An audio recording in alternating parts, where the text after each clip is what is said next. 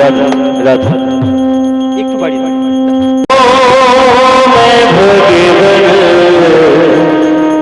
तेरी आरती आरती बन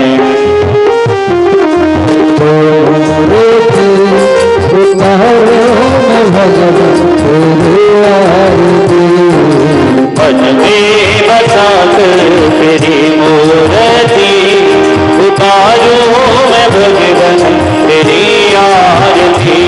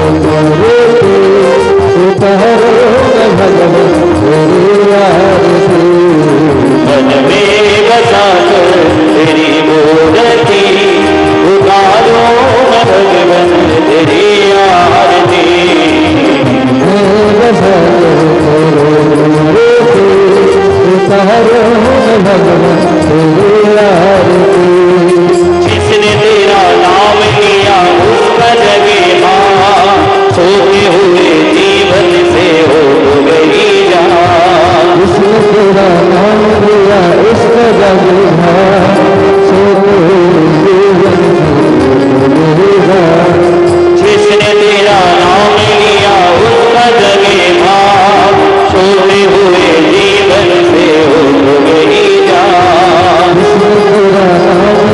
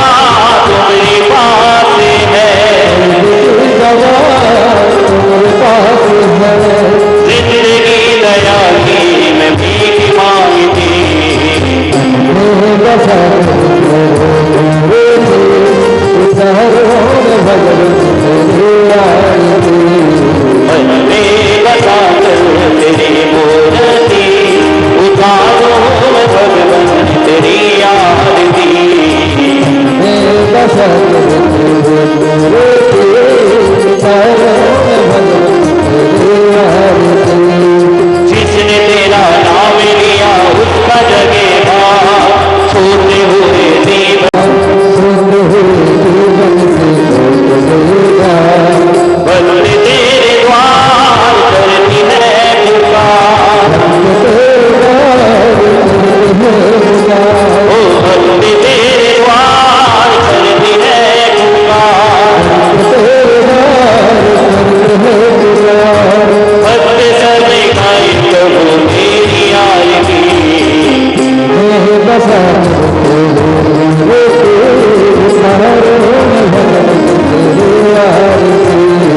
मन में बसा तेरी मूर्ति उतारो भगवन तेरी आरती मन में बसा तेरी मूर्ति उतारो भगवन तेरी आरती उतारो भगवन तेरी आरती उतारो भगवन तेरी आरती उतारो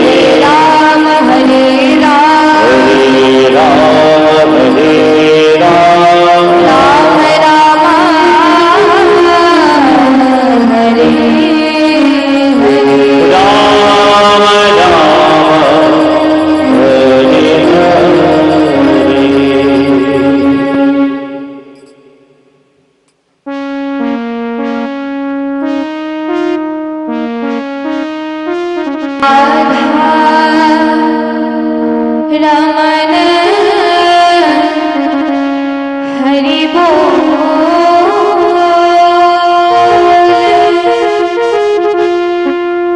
जय जय राधा रमण हरि बोल। जय राधा रमण हरि बोल।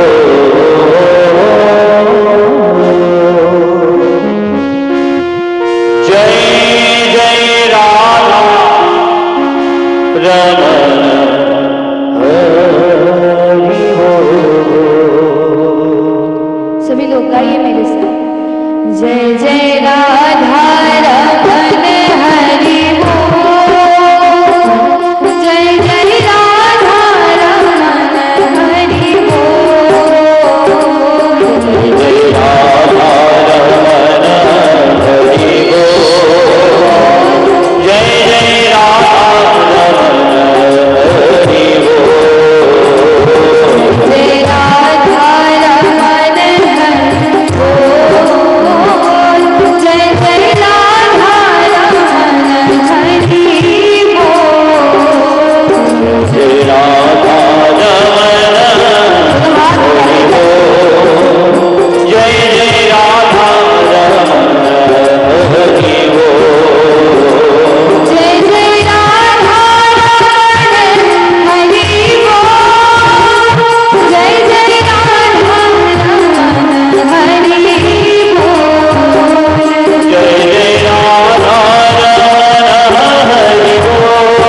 राधा रमण हरि बोल। जय जय राधा रमण हरि बोल। जय जय राधा रमण हरि बोल। जय जय राधा रमण हरि बोल। जय जय राधा रमण हरि बोल। जय जय राधा रमण हरि बोल। जय राधा रमण हरि बोल। जय जय राधा रमण हरि बोल। जय राधा रमण हरि बोल। जय जय राधा रमण हरि बोल। हरि बोल हरि बोल हरि हरि हरि हरि बोल हरि बोल हरि हरि हरि बोल। हरि बोल हरि बोल हरि हरि हरि बोल।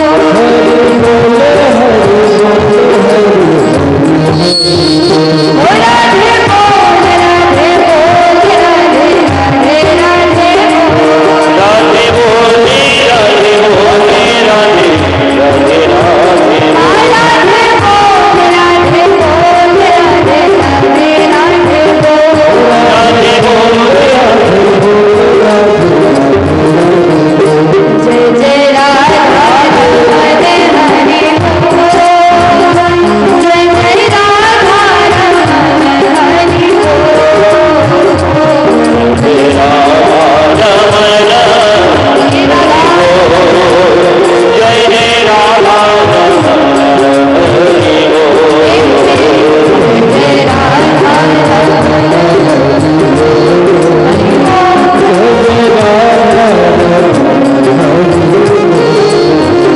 जय जय राधा रमण हरि बोल। जय जय राधा रमण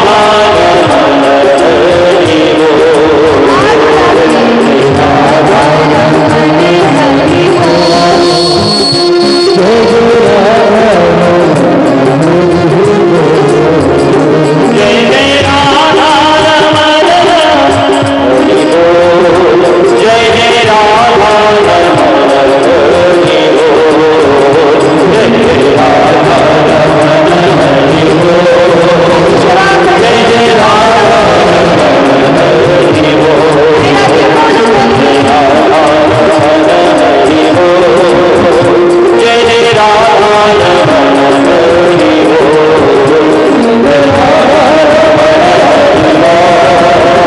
जय जय राधा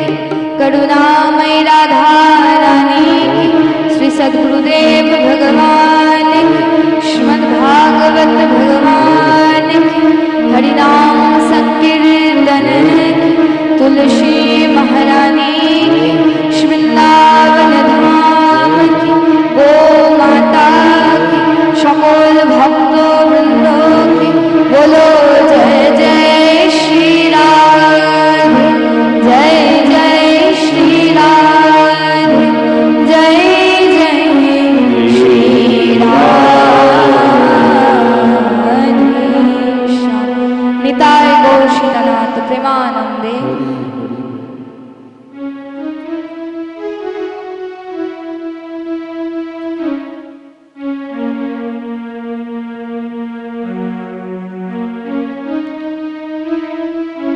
আসুন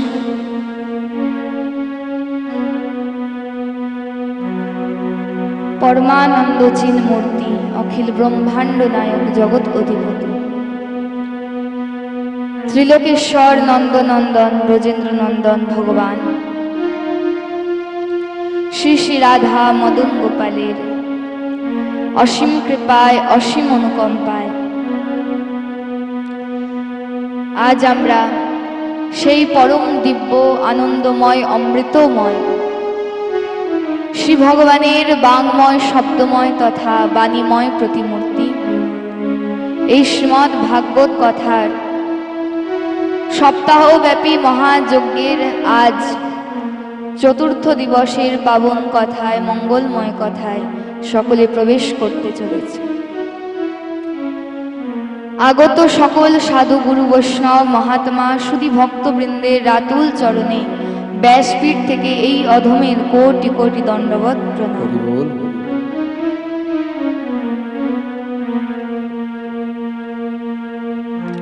প্রিয় ভক্তগণ, আজ আমরা চতুর্থ দিবসের পাবন কথায় প্রবেশ করব, দিব্য আনন্দময় কথায় প্রবেশ করব, যে ধারাতে আমরা গত 3 দিন যাবৎ ভাগবত কথা শ্রবণ করছি এই অফজলপুরের পবিত্র ভূমিতে,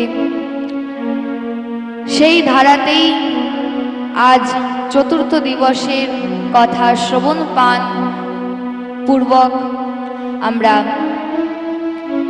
নিজের জীবনকে ধন্য করব।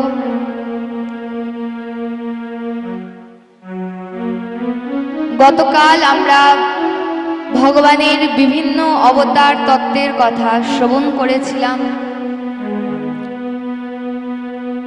যারা এখন আসছেন ভাগবত কথা শ্রবণ করতে, তাদের কাছে প্রার্থনা যে তারা শান্ত ভাব নিয়ে আসুন এবং বসুন, উপবিষ্ট হন।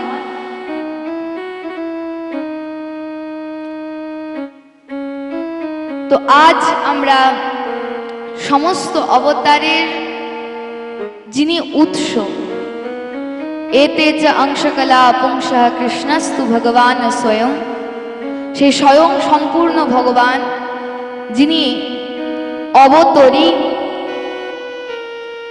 সেই স্বয়ং সম্পূর্ণ ভগবান অনাদির আদি গোবিন্দ গোপাল, সেই ব্রজেন্দ্র নন্দন ভগবান কৃষ্ণচন্দ্র ভগবানের আবির্ভাবের কথা এই চতুর্থ দিবসের পাবন কথার ধারাতে আমরা শ্রবণ করব। তার সঙ্গে সঙ্গে আরো বিভিন্ন তত্ত্ব আমরা ভাগবতের মধ্যে শুনব। তো সুখদেব ভগবান পরীক্ষিত মহারাজকে নরসিংহ ভগবানের প্রাকট্য কথা শ্রবণ করালেন। সেখানে ভগবানের ভক্ত বৎসলতার কথাও শ্রবণ করালেন এবং ভক্ত প্রহ্লাদের চরিত্র পরীক্ষিত মহারাজ শ্রবণ করলেন। ভক্ত প্রহ্লাদের চরিত্র, যখন তাকে হত্যা করা হচ্ছে, বারবার প্রয়াস করা হচ্ছে তার হত্যা করার, তাকে মারার, তখনও ভক্ত প্রহ্লাদের মুখে একবারও, হৃদয়ে একবারও এই ভাব আসেনি যে প্রভু আমি তোমার নাম জপ করছি, আমি তোমার ভক্তি করছি, এখন আমার বিপদের সময় এসেছে, প্রতিকূল অবস্থা এসেছে জীবনে, তো আমাকে রক্ষা করো। এক মুহূর্তের জন্য তিনি প্রকাশ করেন। প্রেম সে বলো রাধে রাধে। তিনি যেমন ভক্তি করছেন সেই রকমই তার ভক্তির প্রবাহ চলতে থাকে এবং ভগবান বারবার এসে তো তাকে রক্ষা করেইছেন। আর যখন সেই স্তম্ভের উপর প্রহার করা হলো, হিরণ্যকশিপুর দ্বারা, তখন সেই স্তম্ভ থেকে যে হিরণ্যকশিপু জিজ্ঞাসা করেছিল যে সবার মধ্যে তোমার ভগবান আছে কিনা, তো যদি সবার মধ্যে ভগবান থাকে তাহলে স্তম্ভের মধ্যেও কি রয়েছে? তো ভগবান লীলা করলেন, সেই স্তম্ভ থেকে প্রকট হলেন, দেখিয়ে দিলেন যে সর্বত্র ভগবান বিরাজমান। প্রেম সে বলো রাধে রাধে। ভক্ত প্রহ্লাদ দিব্য স্তুতি করলেন ভগবানের। তো এমন ভাবে নরসিংহ ভগবান এবং ভক্ত প্রহ্লাদের কথা সুখদেব ভগবান পরীক্ষিত মহারাজকে শ্রবণ করালেন। তৎপশ্চাৎ পরীক্ষিত মহারাজ বলছেন যে একজন অসুরের পুত্র হওয়ার সত্ত্বেও, ছিল তো হিরণ্যকশিপুর পুত্র ভক্ত প্রহ্লাদ, এক অসুরের পুত্র ছিল, তবুও ভগবান তার উপর কৃপা বর্ষণ করলেন। প্রেম সে বলো রাধে রাধে। এক অসুরের পুত্র, অসুর কুলে জন্ম নিয়েছিল। দেখুন, কুল ছিল অসুরের কুল, রাক্ষস কুল।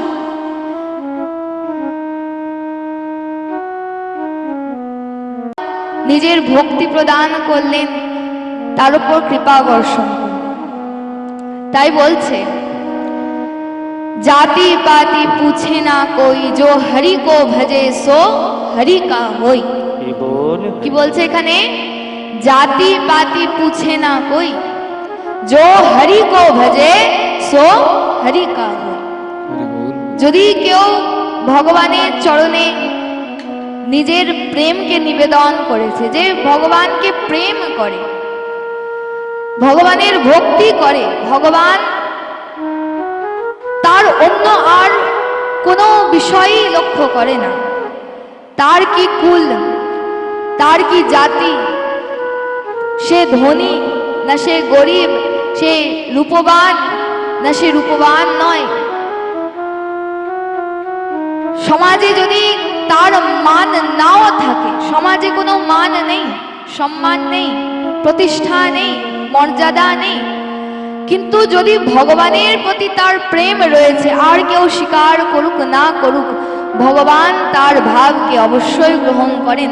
ভগবান অন্তত তার অন্য আর কোনো বস্তু, অন্য কোনো কিছু দেখেন না, শুধুমাত্র তার প্রেমকে দেখে তার বশীভূত হয়ে যায়। হরি বল। প্রেম সে বলো রাধে রাধে।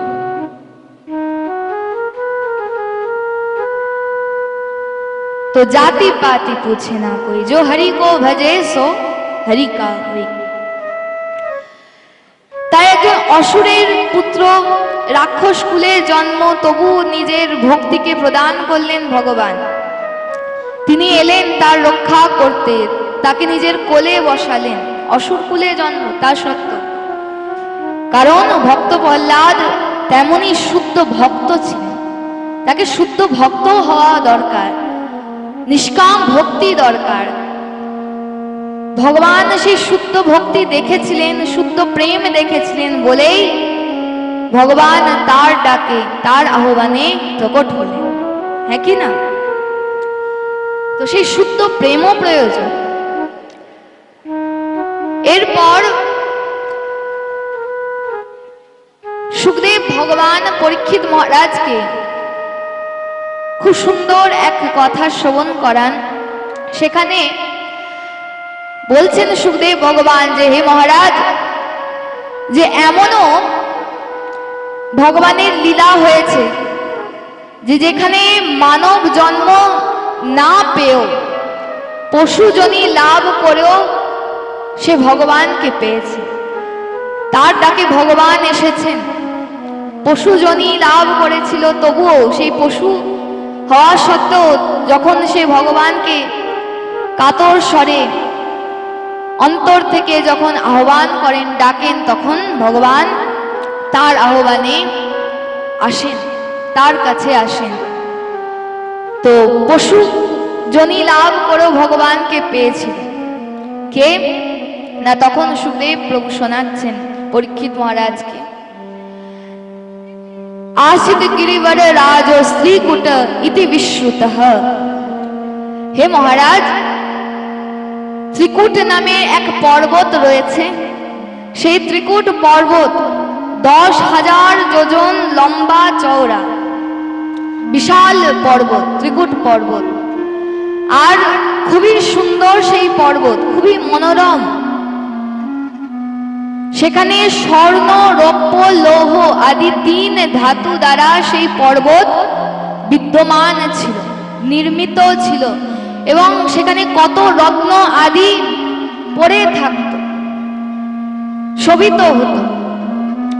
তো এমন ত্রিকুট পর্বত, বিশাল ত্রিকুট পর্বত, সেখানে এক হস্তি থাকত, এক হস্তি, এক গজ বাস করত, যার নাম গজেন্দ্র। কি নাম?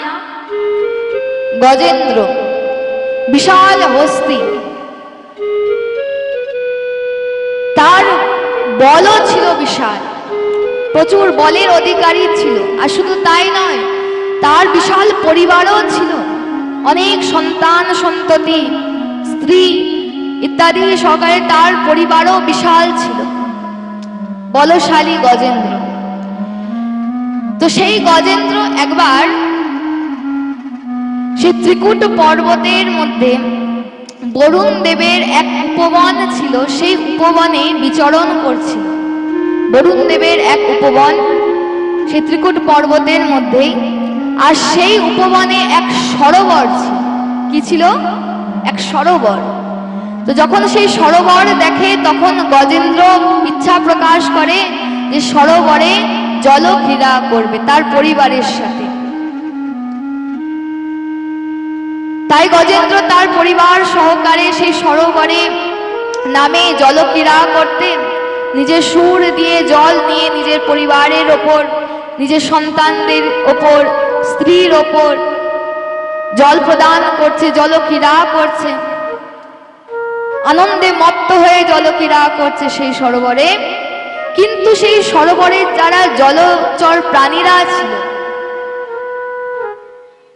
তারা ভীত হয়ে যায়। কারণ এত বড় গজেন্দ্র এবং তার এত বড় পরিবার, তারা যখন সেই সরোবরে নামে জলক্রীড়া করে, তো তাদের চরণে পদপিষ্ট হয়ে তাদের মৃত্যু হতে পারত।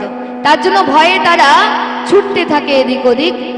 আর এমন সময় সেই সরোবরের মধ্যে এক গ্রাহ ছিল। গ্রাহ অর্থাৎ কুমির। এক কুমির ছিল। সেই কুমির এসে সেই গজেন্দ্রের পাকে নিজের মুখ দ্বারা গ্রাস করে। কি করে নেয়? নিজের মুখ দ্বারা সেই গজেন্দ্রের পাকে গ্রাস করে নেয়। প্রেম সে বলো রাধে রাধে। আর যেই নিজের মুখ দ্বারা গ্রাস করে সেই গজেন্দ্র, সেই বলশালী গজেন্দ্র, সেও যন্ত্রণায় ছটফট করতে থাকে, ব্যস্ত হয়ে যায় যে আমার পাকে ধরে নিয়েছে সেই গ্রাহ। এমন ভাবে গ্রাস করে নিজের মুখ দ্বারা, যন্ত্রণা সহ্য করতে পারছে না। কখনো সেই গজেন্দ্রকে গ্রাহ সরোবরের নিচে টানছে, আর কখনো গজেন্দ্র সেই গ্রাহকে উপরে আনার প্রয়াস করছে, নিজের পাকে মুক্ত করার প্রয়াস করছে।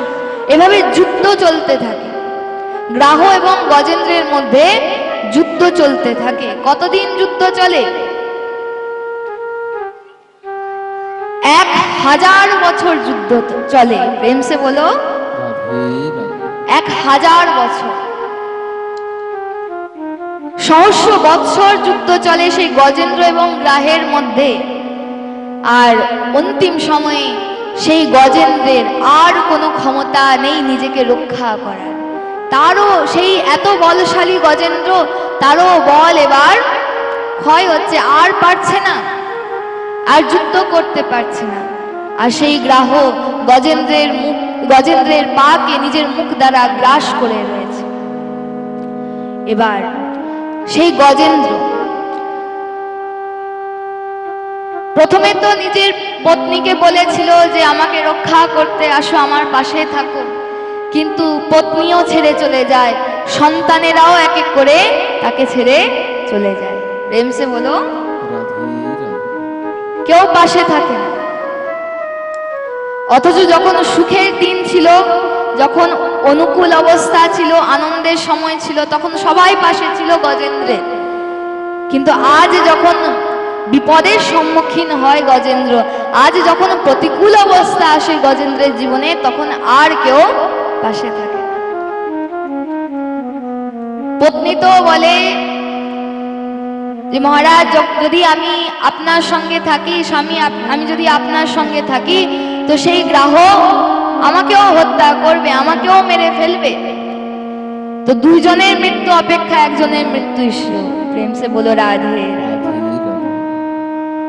এভাবে বিভিন্ন কথা বলে তারা চলে যায় এক এক করে, পাশে কেউ থাকে না। তখন গজেন্দ্র একা, কেউ নেই তার পাশে। তখন তার পূর্ব জন্মের কথা স্মরণ হয় গজেন্দ্রের। পূর্ব জন্মে সেই গজেন্দ্র কে ছিল? পূর্ব জন্মে গজেন্দ্র, এই যে গজ রয়েছে, এই যে হস্তি রয়েছে গজেন্দ্র, পূর্ব জন্মে কে ছিল? পূর্ব জন্মে এই গজেন্দ্র ইন্দ্রদুম্ন নামক এক রাজা ছিল। সেই রাজা রাজ্য শাসন ত্যাগ করে ভজন করার উদ্দেশ্যে বনে গিয়েছিল। কিন্তু যখন তিনি বনে ভজন করছেন, তপস্যা করছেন, তখন সেখানে একদা অগস্ত্য মুনি তার শিষ্যগণ সহিত উপস্থিত হন। সেই ইন্দ্রদুম্ন যে কুটিয়াতে ভজন করছেন, সে তার নিকটে অগস্ত্য মুনি তার শিষ্যগণের সহিত উপস্থিত হন, আগত হন। এবার যখন দেখুন, ইন্দ্রদুম্ন রাজা, তিনি তো ভক্ত ছিলেন, তিনি রাজ্য ত্যাগ করে বনে এসেছিলেন ভজন করতে, তপস্যা করতে। কিন্তু সেই রাজা ইন্দ্রদুম্ন যে এখন ভজন করতে এসেছে, ভগবানের আরাধনা করতে এসেছে, তার সেই হৃদয়ে, তার চিত্তে একটা দোষ চলে আসে, ত্রুটি হয়ে যায়, তার দ্বারা ভুল হয়ে যায়। কি ভুল হয়ে যায় না, যখন অগস্ত্য মুনি তার কুটিয়ার নিকটে আসে, তার আশ্রমের নিকটে আসে, তখন অগস্ত্য মুনিকে সে ইন্দ্রদুম্ন দেখতে তো পায়, বুঝতে পারে যে মুনি এসেছে, আমার কুটিয়াতে মুনিবর এসেছেন, বুঝতে পারেন। কিন্তু তিনি তখন সেবা করছিলেন, নিজের নিয়মের মধ্যে ছিলেন, সেবার মধ্যে ছিলেন, আর সেবা ভগবানের করছে। কিন্তু সে মুনিকে দেখার পর তার মনে কৃষ্ণ কৃষ্ণ হরে হরে, হরে রাম রাম রাম হরে হরে। बोलो जय जय श्री राम निताय गौर हरि। তো যখন অগস্ত্য মুনিকে দেখেন ইন্দ্রদুম্ন, তবুও তাকে দণ্ডবত প্রণাম না করে বরং মনে মনে ভাবে, আবার ইনি চলে এলেন, আবার আমাকে আসন থেকে উঠে এনার সেবা করতে হবে, এনার সৎকার করতে হবে। দেখুন, নিয়ম তো ঠিক রয়েছে, সেবা তো ঠিক রয়েছে, কিন্তু মনে রাখবেন, এই যে আপনারা যে নিয়মের মধ্যে রয়েছেন, যে সেবার মধ্যে রয়েছেন, ভগবানের সেবা, সেই আপনার সাধনার, আপনার তপস্যার ফল স্বরূপে আপনার গৃহে ভগবানের পরম কৃপাতে বৈষ্ণবগণের, গুরু ভগবানের আগমন হয়। তো যদি আমরা কোনো বৈষ্ণবকে দেখি, কোনো সাধু সন্তকে দেখি, গুরু ভগবানকে যদি দেখি, আর তাকে দেখে যদি অবহেলা করি, যদি আমাদের হৃদয় অপ্রসন্ন হয়ে যায় তাকে দেখে, তাহলে সেটা বৈষ্ণব অপরাধ ধরা হয়, তখন বৈষ্ণব অপরাধ হয়। হ্যাঁ, খুব বেশি যদি আমরা সেবা না করতে পারি, সৎকার না করতে পারি, তাও ঠিক আছে, কিন্তু দেখা মাত্র অন্তত নত মস্তকে তাকে দণ্ডবত প্রণাম জানান, দণ্ডবত প্রণাম করুন। যদি বেশি কিছু না সেবা আমরা করতে পারছি তো কোনো অসুবিধা নেই, হয়তো সেই পরিস্থিতি অনুযায়ী, কিন্তু কোনো বৈষ্ণবকে দেখে সবসময় নতমস্তকে তাকে প্রণাম অবশ্যই করা উচিত। আমার পাশ দিয়ে বৈষ্ণব পেরিয়ে গেলেন আর আমি মাথা উঁচু করে রয়ে গেলাম না, নিজের মস্তককে নত করুন, করজোড়পূর্বক দণ্ডবত প্রণাম করুন। যদি কোনো বৈষ্ণব আমার গৃহে এসেছে, তাকে দেখে যদি আমি অপ্রসন্ন হয়ে যাই, আরে আবার কেন এলো, যদি অপ্রসন্ন হয়ে যায় তাহলে কিন্তু বৈষ্ণব অপরাধ হয়। কিছু যদি না করতে পারি, প্রসন্ন চিত্ত, আজ কত জন্মের তপস্যার ফলস্বরূপ নিকটে গুরু বৈষ্ণব এসেছেন, সাধু সন্ত এসেছেন, মহাত্মা এসেছেন, তাকে দেখে অন্তত দণ্ডবত প্রণাম অবশ্যই করা উচিত।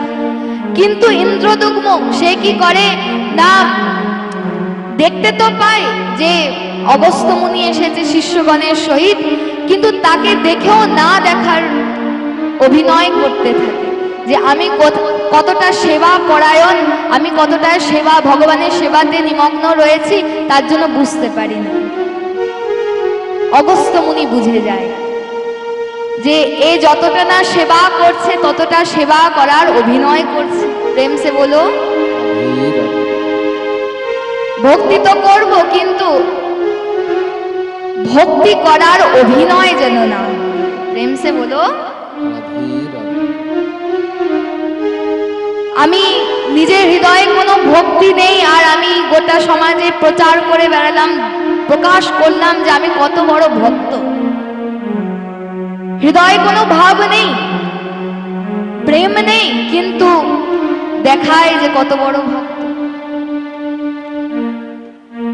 যেখানে বলছে আমার মধ্যে গুণ থাকলেও সেই গুণের প্রকাশ যেন না হয়, গুণ রয়েছে কিন্তু বৈষ্ণবের স্বভাব কি, বৈষ্ণবের স্বভাব কি হওয়া উচিত, তৃণাদপি শুনিয়েছে না তরোরপি সহিষ্ণু না, গুণ যদি থাকেও তবু গুণের প্রকাশ করে না বৈষ্ণবজন।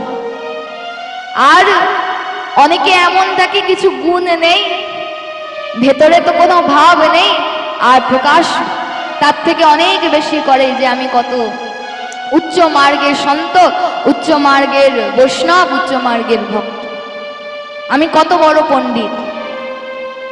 তো এগুলি উচিত নয়। অগস্ত্য মুনি বুঝে গেলেন যে এ তো সেবা করার থেকে বেশি আমাদের যাতে সৎকার না করতে হয় তার জন্য অভিনয় করছে, ভগবানের সেবা করা, নিজের নিয়মের মধ্যে মগ্ন থাকার। তো অগস্ত্য মুনি অভিশাপ দিলেন যে সাধু সন্তকে দেখেও, এমন নয় যে তাকে দেখে অবহেলা করেছে বলে, কিন্তু যে সাধু সন্তের সম্মান না করতে পারে, যে গুরু বৈষ্ণবের সম্মান না করতে পারে, সে ভগবানের প্রসন্নতা বিধান কিভাবে করবে, ভগবান কিভাবে তার প্রতি প্রসন্ন হবেন, কিভাবে তার উদ্ধার হবে, কিভাবে সে ভগবত প্রাপ্তি করবে।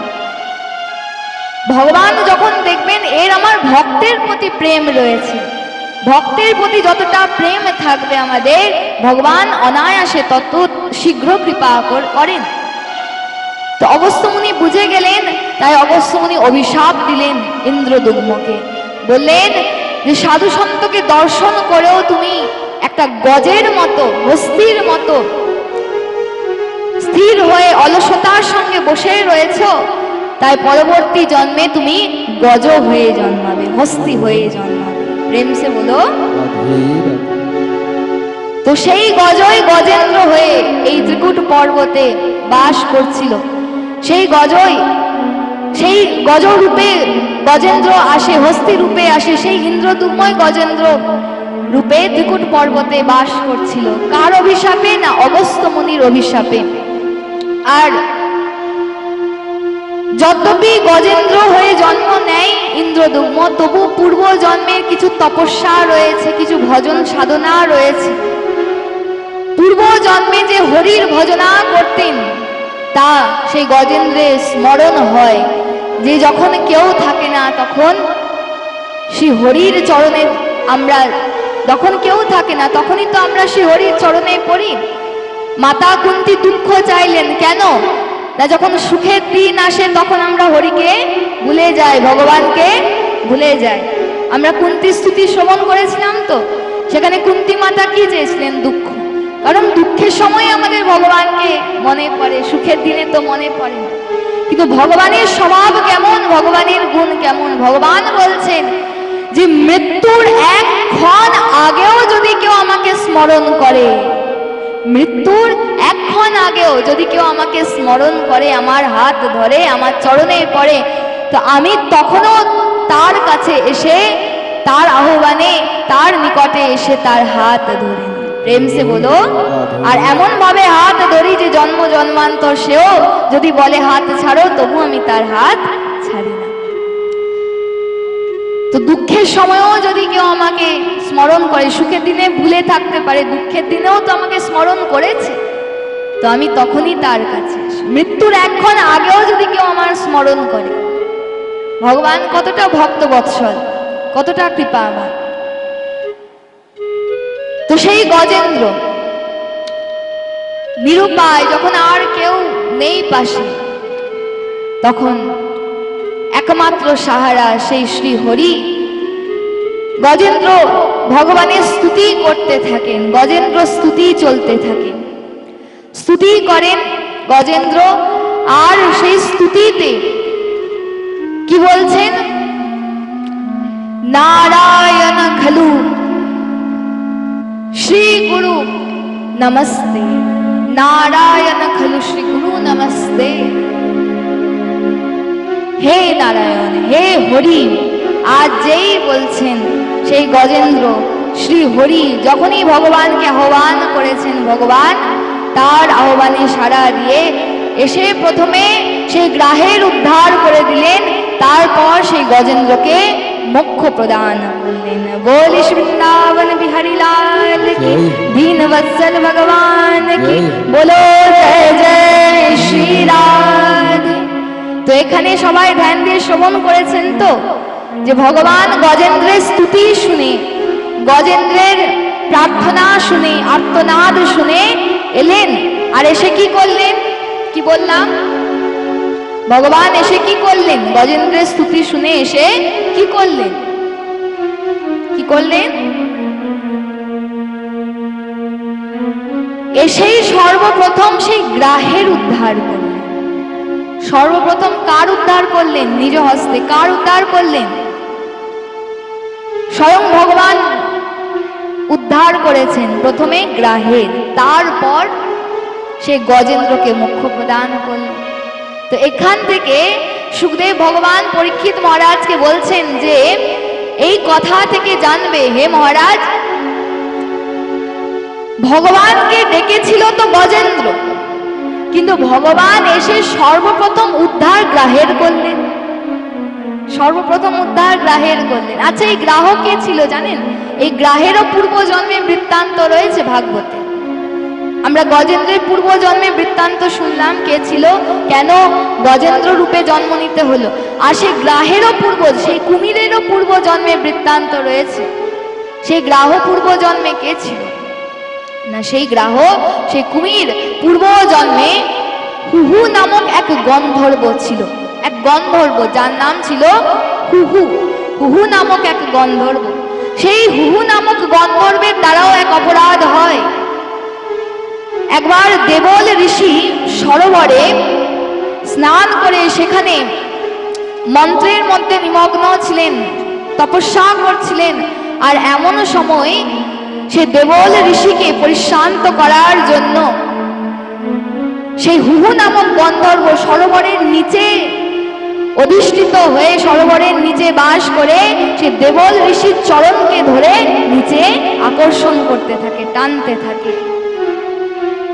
তাতে দেবল ঋষির তপস্যা ভঙ্গ হয়, দেবল ঋষি পরিশ্রান্ত হয় এবং বুঝতে পারে যে এই হুহু নামক গন্ধর্ব আমার তপস্যা ভঙ্গ করেছে। এই হুহু নামক গন্ধর্ব এভাবে আমাকে পরিশ্রান্ত করছে, অপমানিত করছে। তখন দেবল ঋষিও সেই হুহু নামক গন্ধর্বকে অভিশাপ দিয়েছেন। কি অভিশাপ? না, তুমি পরবর্তী জন্মে এক কুমির হয়ে জন্মাবে। কি হয়ে জন্মাবে? কুমির হয়ে জন্মাবে। ভাবুন,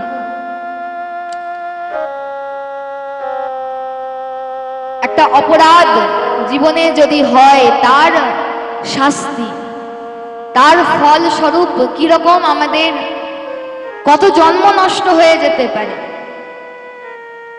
গন্ধর্ব ছিল, সেখান থেকে কুমির হয়ে জন্ম নিতে হলো।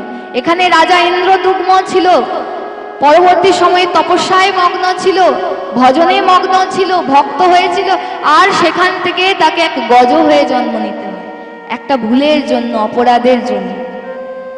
তাই নিজেকে সবসময় সচেতন থাকতে হবে যেন কোনো শাস্ত্র বিরুদ্ধ কর্ম আমাদের দ্বারা না হয়। এই যে ভাগবত কথা আমরা শুনছি, শুধুমাত্র শুনে চলে যাব এমন নয়। এই ভাগবতে যে উপদেশগুলি রয়েছে সেগুলি নিজের জীবনে আচরণের মধ্যে তুলে ধরতে হবে, আচরণ করতে হবে। যদি আচরণ আমরা না করি সেই রকম যেমন শাস্ত্রে উপদেশ দিয়েছে, তাহলে কি লাভ হবে? আমাদের প্রয়াস করতে হবে যে উপদেশ ভাগবতের মধ্যে রয়েছে, শাস্ত্রে রয়েছে, আমাদের সনাতন ধর্মে যে শাস্ত্রে উপদেশ করেছে, সেই সমস্ত উপদেশকে মান্যতা দিয়ে সেই রকম ভাবে জীবন চালানো, সেই রকম ভাবে আচরণ করা, নাকি শাস্ত্র বিরুদ্ধ আচরণ করা। প্রেম সে বলো। রাধে রাধে। শাস্ত্র বিরুদ্ধ যদি আমরা আচরণ করি, তার ফল আমাদেরকেই ভোগ করতে হবে। এমন নয় যে আমরা যদি আচরণ করি তো শাস্ত্র উদ্ধার হয়ে যাবে, না। যদি আমরা শাস্ত্রকে মেনে চলি তাহলে শাস্ত্র উদ্ধার হয়ে যাবে এমন নয়। আমরা শাস্ত্রকে যদি মেনে চলি, শাস্ত্রের কথা যদি মেনে চলি, তাহলে আমাদের জীবন, আমাদের কত জন্ম উন্নত হয়ে যাবে, কত জন্ম শুধরে যাবে, কত জন্মের দুঃখের নাশ হয়ে যাবে ভক্তগণ। আর একটা শাস্ত্র বিরুদ্ধ কর্মের অপরাধে কত জন্ম নষ্ট হয়ে যেতে পারে। তাই সচেতন থাকবেন। তো সেই হুহু নামক গন্ধর্বই গ্রাহ হয়ে জন্ম নেয়, আর সেই গ্রাহ প্রথমে ভগবান সেই গ্রাহের উদ্ধার করেন, যে গ্রাহ সেই গজেন্দ্রের পাকে নিজের মুখ দ্বারা গ্রাস করেছিল। সেই গ্রাহের উদ্ধার করে দেন এসে ভগবান, আর তারপর গজেন্দ্রকে মোক্ষ প্রদান করেন। তো এখান থেকে সুখদেব ভগবান বলছেন, মহারাজ জানবেন যে ভগবানকে ডাকলেন তো গজেন্দ্র, কিন্তু ভগবান এসে সর্বপ্রথম উদ্ধার গ্রাহের কেন করলেন? ডেকেছিলেন কে ভগবানকে? গ্রাহ না গজেন্দ্র? স্তুতি কে করেছিলেন? গজেন্দ্র করেছিলেন। কিন্তু ভগবান এসে উদ্ধার কার করলেন? না গ্রাহী। এই কথা থেকে শিক্ষা দেওয়ার জন্য আমাদেরকে এমন ভাব প্রকট হচ্ছে। তো বলছে যে যারা ভগবানকে ডাকছেন, ভগবানের ভজন যারা করে, ভগবান তো কৃপা অবশ্যই করবে তাদের উপর, কিন্তু যারা ভগবানের ভক্তের চরণকে ধরে নেয়, এখান থেকে শিক্ষা দিচ্ছে আমাদেরকে, যারা ভগবানের ভক্তের চরণকে ধরে নেয়, গুরু চরণকে ধরে নেয়, সাধু সন্তের চরণকে ধরে নেয়, আশ্রিত হয় সাধু সন্তের চরণে, গুরু চরণে, ভগবান তার উপর আগে কৃপা করে। প্রেম সে বলো। কত সুন্দর ভাব এখানে। যাই হোক, সেই গ্রাহ গজেন্দ্রের চরণকেই তো ধরেছিল, হ্যাঁ কি না? তো আমাদেরকে শিক্ষা দেওয়ার জন্য এই ভাব প্রকাশিত হচ্ছে যে সেই গ্রাহ গজেন্দ্রের চরণকে ধরেছিল। স্তুতি তো গজেন্দ্র করেছে ভগবানের, কিন্তু ভগবান এসে গ্রাহের প্রথমে উদ্ধার করলেন, স্বয়ং উদ্ধার করলেন ভগবান গ্রাহের, তার উপর কৃপা করলেন, কারণ সেই গ্রাহ গজেন্দ্রের চরণে ছিল। তারপর গজেন্দ্রকে মোক্ষ প্রদান করলেন। তো এখানে আরেকটি ভাব রসিকগণ বলেন, রসিকগণ বলছেন, এই যে গজেন্দ্র এবং গ্রাহের উপাখ্যান আমরা শ্রবণ করলাম, গজেন্দ্র মোক্ষের কথা শ্রবণ করলাম, এখান থেকে আরেকটি বস্তু, আরেকটি বিষয় জানতে হবে। শুধুমাত্র এটি একটা কুমির আর হাতির কোনো কথা নয়, খুব গূঢ়তম কথা। এখান থেকে কত শিক্ষায় আমরা পেলাম। সঙ্গে সঙ্গে আরেকটি বিষয় রসিকগণ বলছেন যে সেই গজেন্দ্র স্বরূপ হলাম আমরা, আমরা হলাম সেই গজেন্দ্রের স্বরূপ, গজেন্দ্রের মতো। আর কাল, যে মহাকাল রয়েছে, সেই কালরূপী হচ্ছে সেই গ্রাহ। প্রেম সে বলো। রাধে সেই গ্রাহ হচ্ছে সেই কাল রূপী, আর আমরা হলাম গজেন্দ্রের মতো, গজেন্দ্র রূপী। তো আমরাও সেই কাল রূপ সর্পের মুখে রয়েছি, সেই কাল রূপ গ্রাহের মুখে রয়েছে। তো যখন সময় রয়েছে তখন ভগবানের ভজনে রত হও, ভগবানের ভক্তিতে রত হও। প্রেম সে বলো, ভগবানের নামে আশ্রিত হও। কারণ আমরাও সেই গজেন্দ্রের মতো, আমরাও সেই কালরূপী গ্রাহের মুখেই রয়েছি। কখন গ্রাস করবে আমরা জানি না। তাই সময় থাকতে আমরা যেন ভগবানের চরণে ব্রতী হই, ভগবানের ভজনে, নাম কীর্তনে, ভগবানের সেবাতে আমরা যেন নিজের চিত্তকে যুক্ত করি। প্রেম সে বলো, একবার দুহাত তুলে বলবেন হরে কৃষ্ণ হরে কৃষ্ণ কৃষ্ণ কৃষ্ণ হরে হরে, হরে রাম রাম রাম হরে হরে। বলো জয় জয় শ্রী রাধে নিতাই গৌর হরি বল। তো আমরা শুনলাম গজেন্দ্র মুখের কথা। পশু হয়েও কিভাবে ভগবানকে লাভ করে, কিভাবে মোক্ষ লাভ করে, সেই গজেন্দ্রের কথা আমরা শ্রবণ করলাম। এরপর আমরা পরবর্তী কথায় প্রবেশ করব। তার আগে আসুন কিছুক্ষণ আমরা ভগবানের ভজন কীর্তনের আশ্রয় গ্রহণ করি, ভজন কীর্তনের আস্বাদন করি। बोल वृंदावन बिहारी लाल की, राधा रमन लाल की, राधा रानी सरकार की। बोलो जय जय श्री राधे।